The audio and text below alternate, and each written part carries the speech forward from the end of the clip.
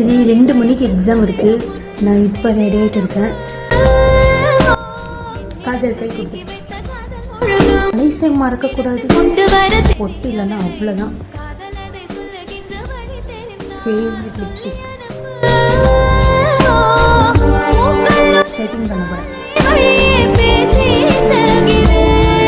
Hall ticket எடுத்து வச்சுக்கிட்டுவே இப்போ கிளம்புனா தான் பஸ் வரும்.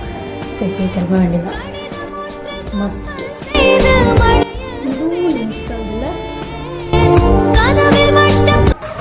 ஃபிட் செக் பார்த்துடலாமா? யாரோ உன் காதலில் வாழ்வது யாரோ, உன் கனவினில் இறைவது யார். பாய். எக்ஸாமுக்கு டைம் ஆயிடுச்சு.